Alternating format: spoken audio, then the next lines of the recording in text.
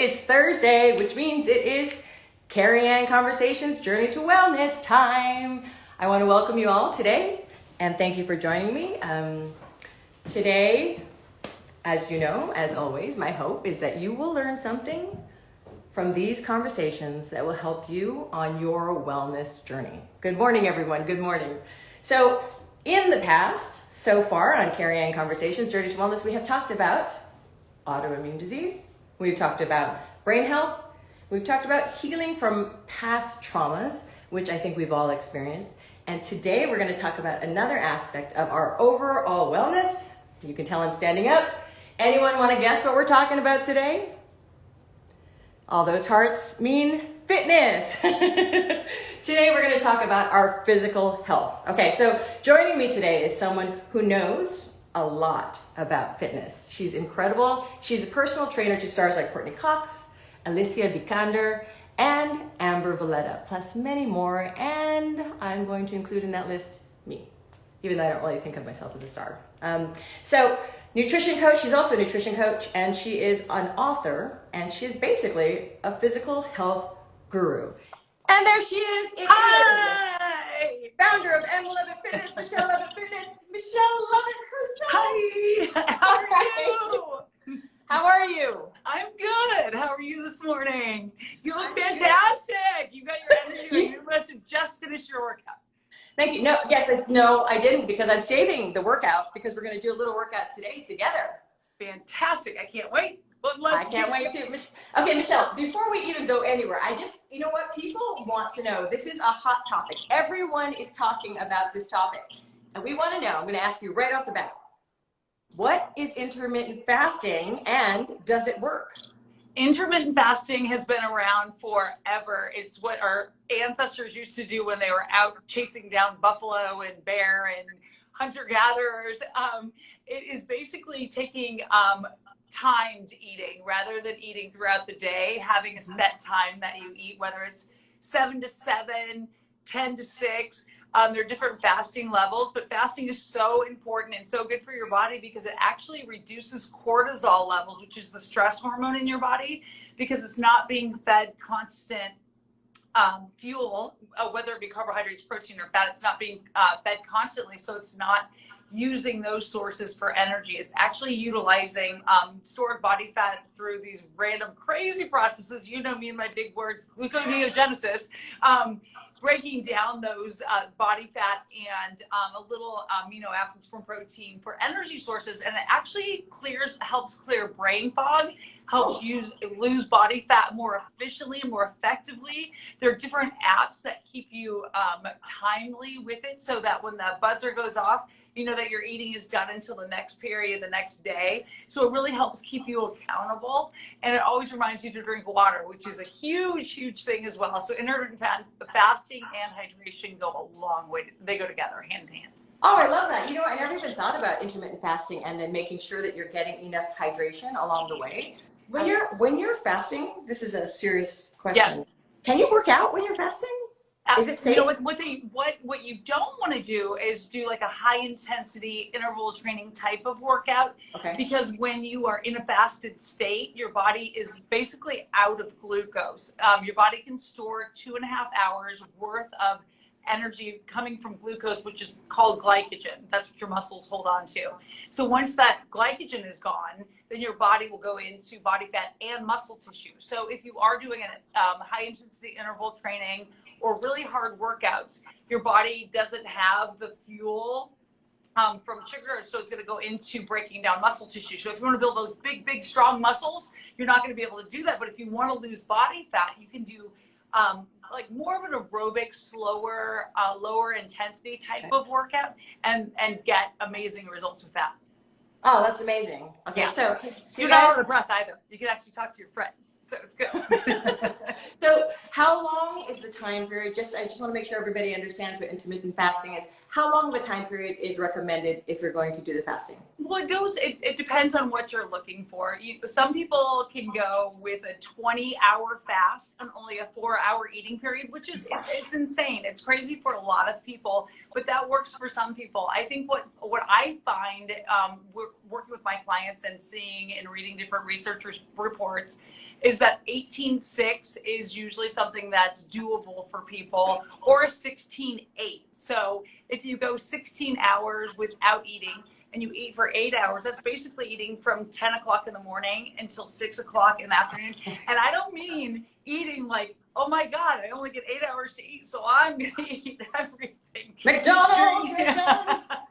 Make sure you make healthy choices and, you know, eat a lot of fruits and vegetables and hydrate. That also helps with the feelings of being hungry and all of that. So, but it's great. It's a quick way to lose body fat and maintain muscle mass, and it's not hard to do. Mentally it is, until you've done it for a couple of days and you're like, oh, it's not that bad. I actually feel better. I'm thinking clearer. And I think everybody should give it a go. Give it a try once and see if you like it. You know what? I've been doing it and I like it. It's made a big difference. It was kind of scary when you said 18-6, because I'm like, what does that mean? It sounds very intimidating. But when you start to think about it, or 16-8, actually, I like that version better. Right. Then you can eat during normal hours, right? And I like it's not that intimidating. I think it's just a scary idea. The word fasting makes it sound intimidating, but it sounds like a great way, and it's been working. My sister tried it, and the funniest thing ever, I gave her an app to follow, and she's like, the app binged, and then I knew I couldn't have food anymore, but I would get up and still go in and look in the refrigerator. She goes, the only difference is that when I opened the refrigerator, I knew I couldn't take anything out of it, where before it was just mindless, and you would just take something out and eat it, and your body doesn't need that many calories, especially if you're not getting out and being active. So if you're inside and it's a blizzard outside and you have no access to workouts, then hopefully these little workouts that we're going to show them they can do and find ways to move and stay strong and stay away from the refrigerator. If they're doing the fasting, if they're not, go for the refrigerator. Okay. All right. So now we got that out of the way. Intermittent fasting is such a hot topic, and now you guys know that Michelle knows what she's talking about. So I just want to start now about your philosophy and talk a little bit more about your background. And Michelle was the first ever female strength and conditioning coach at three, you guys, different universities: Fresno State, Notre Dame, and USC. So I was just going to ask you, because that's big guns, my friend. How has that shaped your philosophy in fitness and how you train clients today? It's interesting. When I started, it's kind of a scary thing to say that I started in that business 30 years ago. I started when I was in graduate school, and working with athletes, and starting when you're 22 years old, even though, you know, I had a degree in nutrition, a master's in exercise science, you go in, and what I knew going in at 22 to what I know now, it's such a huge difference. Sports science, nutrition evolves every day, and that's why I love what I do so much, because it's a continual learning process, and hopefully everyone in my field continues with the learning process as well, because no one knows everything about everything. So it's always fun to learn from other people. But what I've learned as working with athletes, and then going in and working with people who have had hip surgery, or somebody that is wanting to get in shape for the first time in their life, they're going through menopause, they're 40, they've never done anything. Those challenges and educating people have become my passion in life, rather than just getting someone to run 100 meters fast. I appreciate the speed, I appreciate athleticism, but for me, it's all about education and really teaching people that fitness and nutrition are doable, and they may seem overwhelming at first, but once you get into it, even if you do it for 3 minutes a day and you read about different things and you just keep yourself informed on what things could be good for your body, because you're one person, you're not like everyone else. And I think that's really important for people to understand that when they look at the 22 or 52-year-old fitness models on magazines, that they're one person, you're another person, and you have to work with what you have, and don't be intimidated by that. Yeah, I mean, you know, somebody just wrote while you were talking, I'm 62, how can I start working out? Oh my gosh, I work with 85-year-olds that have never worked out in their life, and they are so fit and so happy because they never thought they could. and their doctor suggested it to them, and then they're like, oh, maybe I should. What does that mean? And I've learned more from them than they probably learned from me, because they're the most interesting people I work with, because of the history and the knowledge base that they have acquired over the years. But 62, come on, 82, 92, and 102. I encourage everyone to work out. Move, in other words, you can't do move. it. So we're gonna actually do some things, and we'll talk more about that. But speaking of 62, I'm 54, and when you started working out with me, that was a few years ago that we actually started working out together. I was really in a state of really being unable to do anything. I had been in chronic pain. Yes. And the pain was pretty much unbearable at the time. And every time I would start a workout routine, I would fall back into not being able to work out because I would hurt myself. And then we started working out together. And in the beginning, we kind of had those, remember, we had those we would work out and then we had to adjust and work out and adjust. And after a while, we found our way, because I was struggling with chronic pain. I'm obviously in my 50s, right? There's a lot of people in their 50s out there. I have autoimmune conditions, which meant I was susceptible to flare-ups. So working out with somebody like me, how is that different than working out with an athlete? Oh my gosh. Well, they're similar and they're very different, because athletes are like fine-tuned Ferraris. The elite athletes are fine-tuning a Ferrari. Is you're the same person. You were an athlete your whole life because you were a dancer. The trick with you versus working with somebody who is coming from a completely non-compromised state, which I would say having a lot of the Sjogren's and things that you were dealing with, and still are on a daily basis dealing with.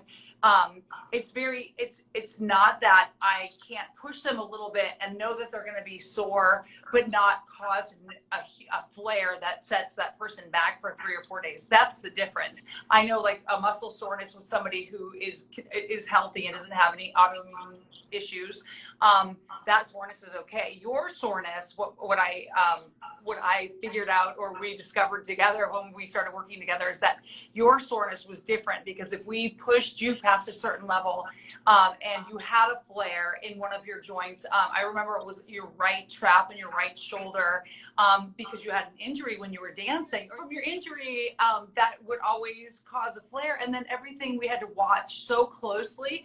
And then because you are a dancer and the moves are so beautiful, that was also tough for me at first, because I would watch you and go, oh, that's a beautiful squat, or that's a beautiful shoulder fly, and go, wait a minute, that's really going to hurt her because she's extending her shoulder right out of the joint. So making modifications with you was a constant, a day-to-day thing, and just really understanding that some things that would cause an issue with you may not cause an issue with somebody else. But I went in with kid gloves with you so we could figure it out, and it took a little while to do it, but we did find out that your body was born to move. It loves to move. You know what? My body does love to move, but I really do believe that everybody's body loves to move, and just some of us are struggling, right? And then what happens is we get in these places where we're afraid. We've been trained either by society or by our parents or the voices in our own head that we can't move, and then we kind of get stuck in this place where we're frozen and we can't get started. So I want to ask about motivation. I've heard a lot from my wellness warriors out there that follow me on Carrie on Conversations and they're struggling like I'm struggling, but for different reasons, right? Whether it's just thought patterns or there's just so many reasons why you could lack motivation. So for people who are unsure how to get started, what would you say to them? If you were in a session with them, what would you say to them? Well, the first thing is that you're right. Everybody can move. I think a lot of people have been taught that if you move, and I'm going to refer to women in general, if you move, you're going to get bulky. You're going to get big muscles. You're not going to be attractive. You're going to be this. You're going to be that. Da da da da da. The problem is that when you do lift weights, and women can't develop muscle like a man. They just can't. They can get strong, and they can show me those arms again. They can get strong and beautiful and lean, but they will never get big and bulky. So get that out of your head to begin with. And then thinking about the benefits of exercise, just putting on your shoes, it feels good to go, okay, I'm going to get out and I'm going to go out and maybe I'll walk to the end of the driveway and back because there's a blizzard in the East Coast and that's as far as I can go today. But you did it. So that's a huge accomplishment because you did move your body. So it doesn't have to be when you start an exercise program. It's not about the quantity of exercise. It's about the quality of exercise, and really understanding how you should start and where you should start is key. So, and that would be like just starting with little movements, like in pulling your core in, for example. And I know that we'll get to that in a little bit, but just little things make a big difference. This is what was so shocking and so different about you and your approach, and that has helped me so much, is that you weren't afraid to not, you were open to going slowly.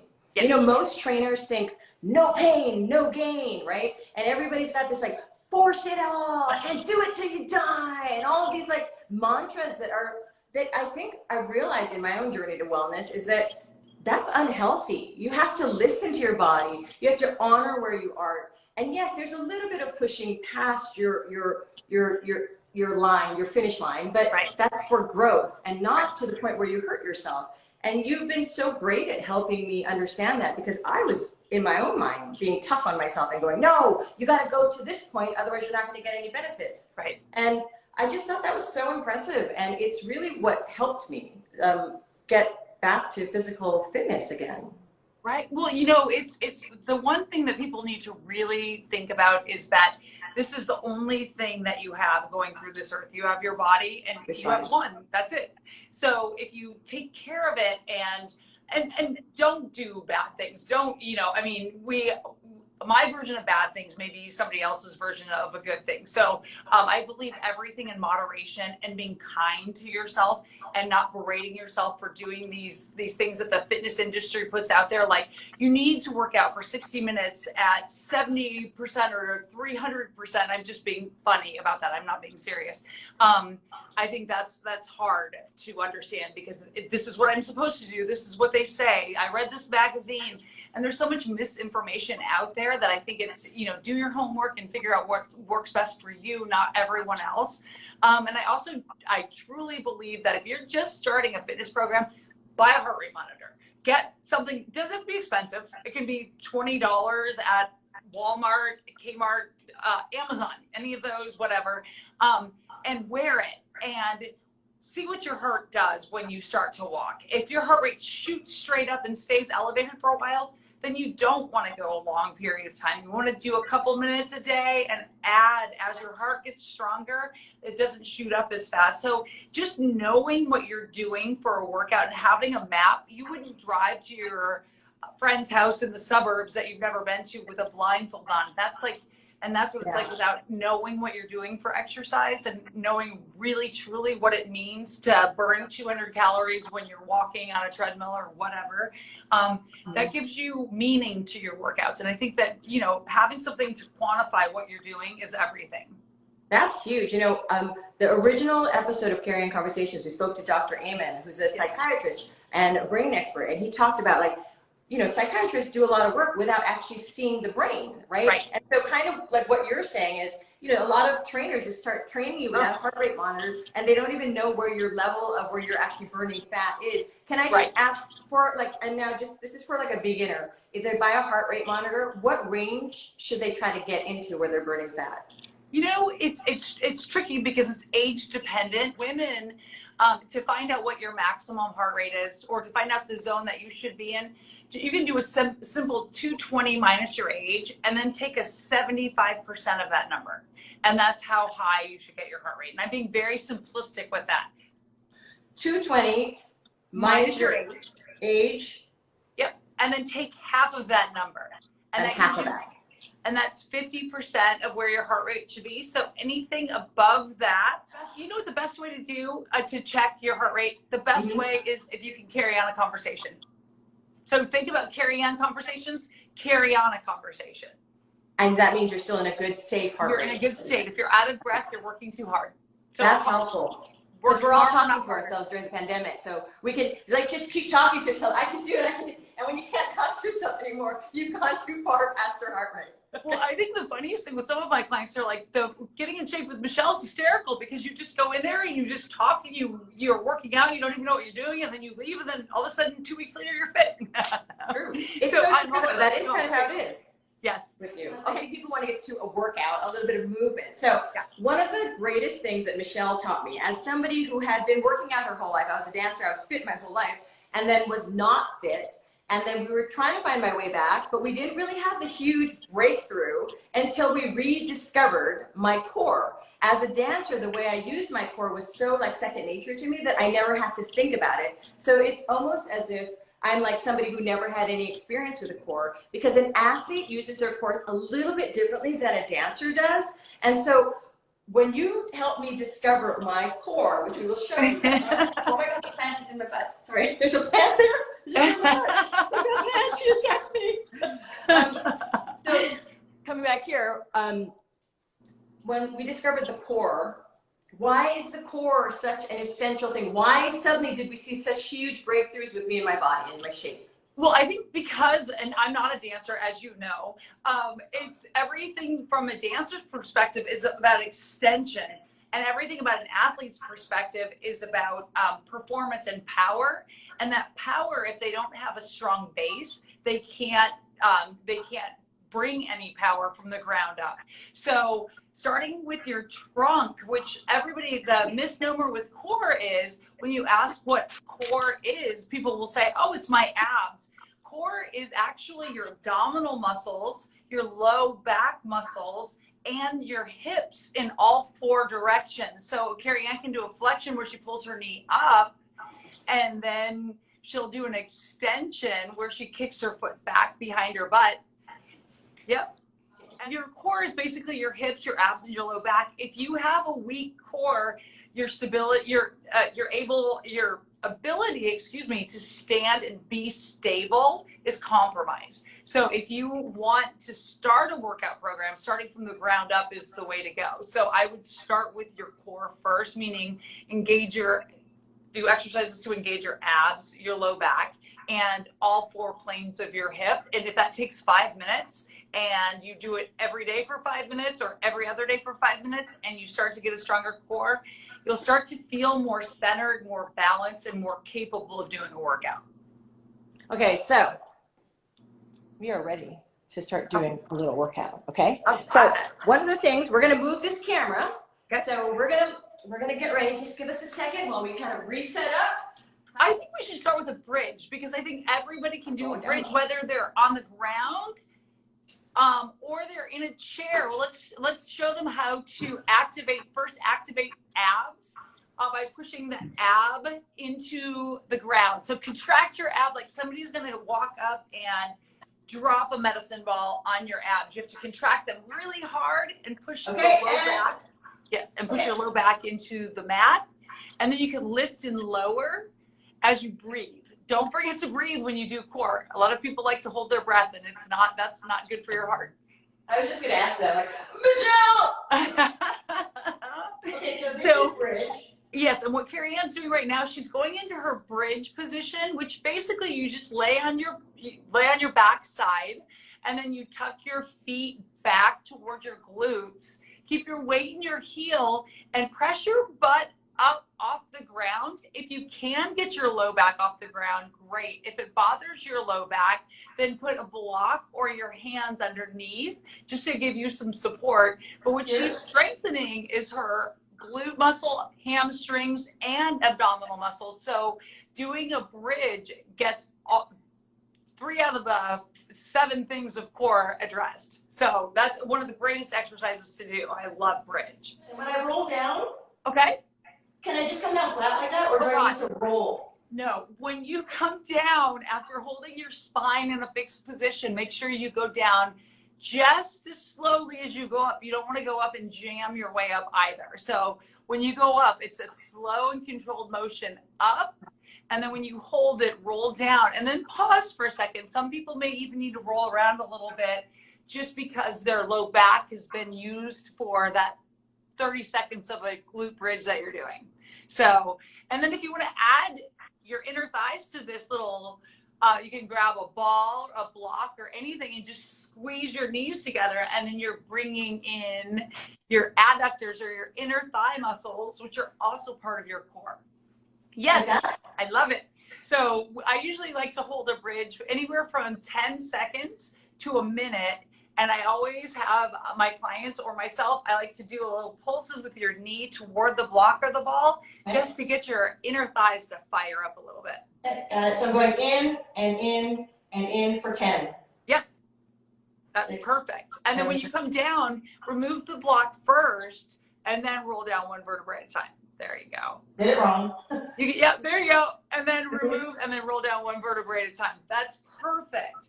And then I think because you were able to address your glutes, your hamstrings, and your inner thigh, I think a really fun one to do would be going into a bird dog, so that we go into, yeah, and bird dogs are great. Everybody, if you want to do a modified version of a bird dog, you can do it against the wall or you can do it flat on the ground. You don't have to be in an elevated tabletop position like Carrie Ann's in, but that's perfect where you are, Carrie Ann.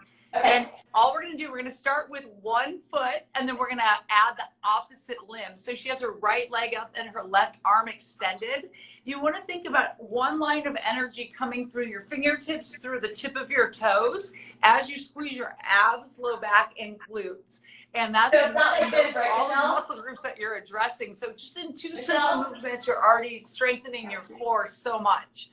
And from that movement, Carrie Ann. Is this wrong, Michelle? That's very wrong. I don't know. I see that heel coming in there.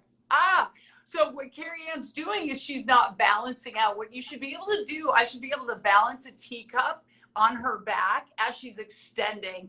If she isn't extending where she, as I keep pointing at the screen, if she isn't extending or she's in a twisted position, the teacup would fall. So that would be just to engage the proper muscles. You want to make sure that your hips are level. And if you want to put a block on your back, it's easy to do when you get into that position, and then you can show that, Carrie Ann. Yeah, you can put it on your back if you want, and then go into that position. There you go. And I like to do those things a lot, because if I have her bring her knee down and her arm up, go ahead and bring it in, Carrie Ann, and then bring it back up. Yep.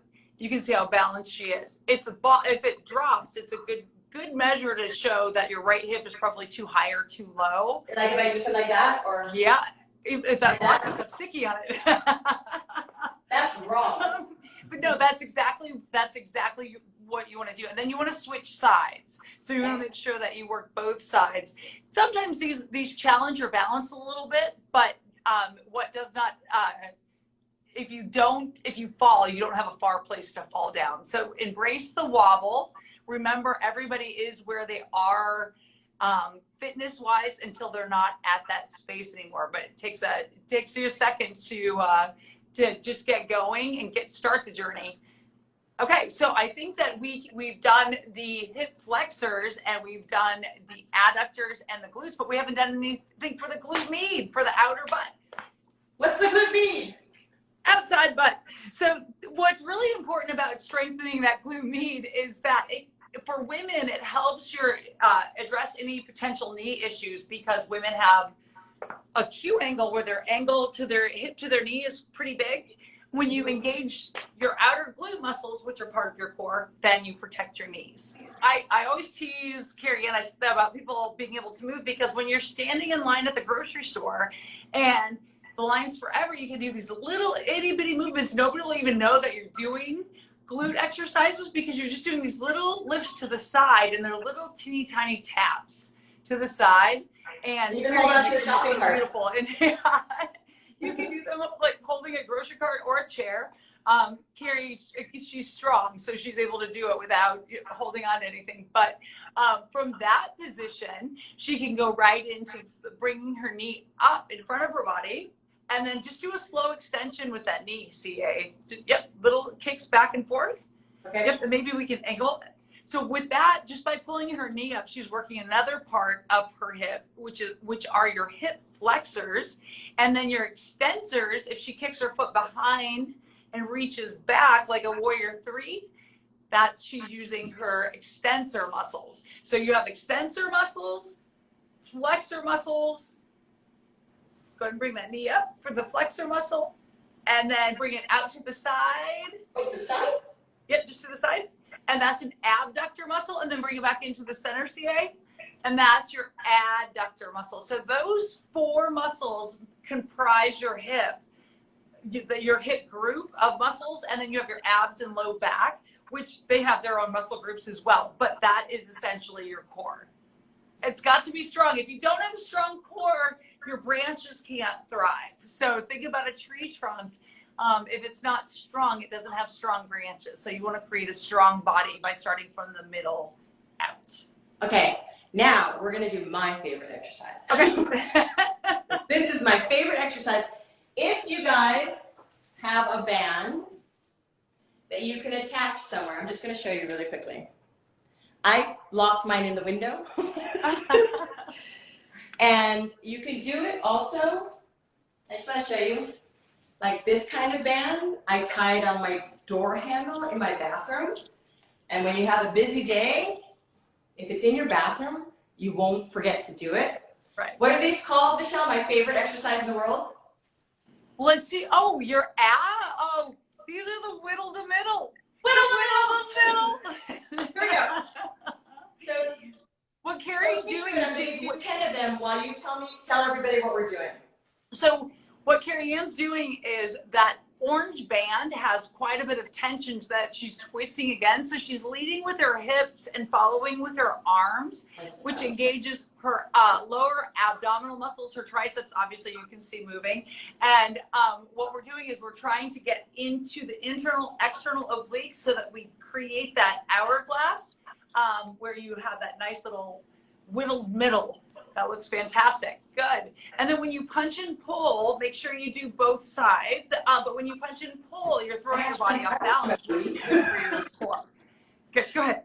You would do the other side, but I'm not going to do it right now. Oh, this is true because you'd be facing the other way. Another option, Michelle. What about this one? That's a great one. And show with one arm at a time, CH. Just show with the right hand. So what I do to have Carrie with the band is it's pretty tight. So it should be pulling her right arm over to that side. And what I do, that we're going to initiate, we're going to wake up that muscle that we want to work in that lower part of her ab. And then I'm going to have her grab with the second hand. And then she can push and pull. But the band, the faster she goes, the more the band's trying to pull her that way. So we're just creating a core stability with this band. Yep, and then you and movement. Yep. And this. It's a great total body move because you're using your hips, abs, and low back. I love it. Yeah. Okay, and so don't ever forget a plank. Plank's a great one too. That's my favorite one in the world. These were just like, I just wanted to introduce you all to Michelle because she's fantastic. And as you can tell, she has so much information. And so much. my friend who always has so much information about everything. One of the things that I think we're going to do in the future is, Michelle, would you come back and would you join me here to do some exercise, like little mini workouts for people, and then we can just post them?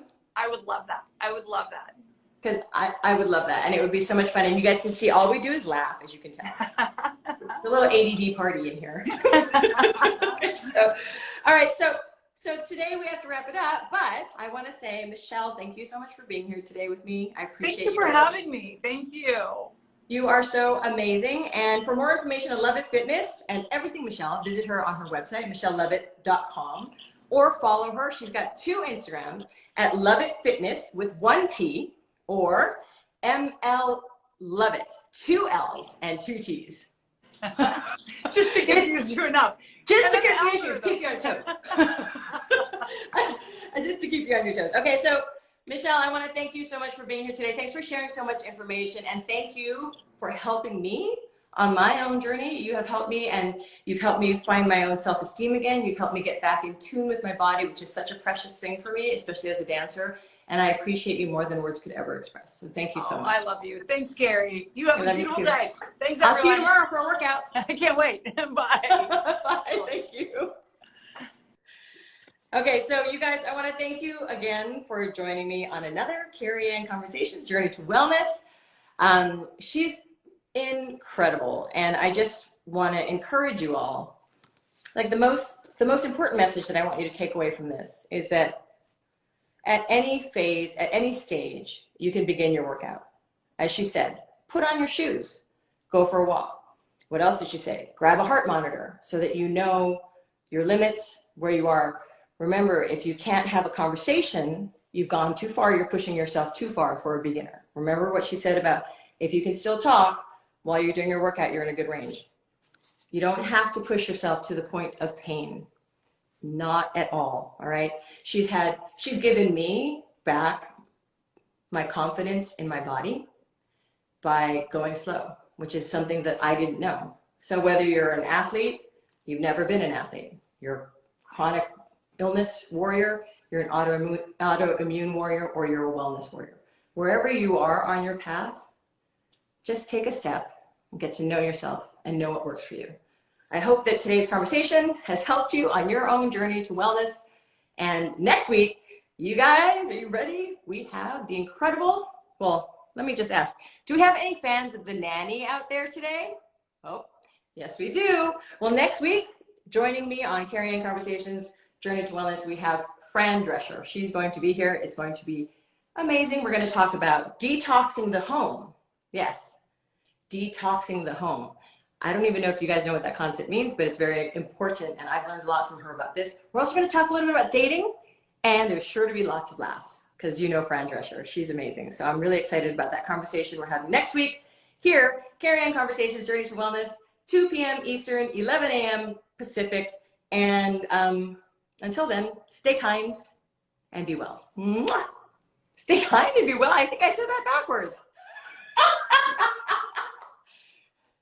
Yeah, you can stay kind and be well, but I also want you to stay well and be kind to yourself. Okay, guys. Mwah. Have a wonderful day, and thank you so much.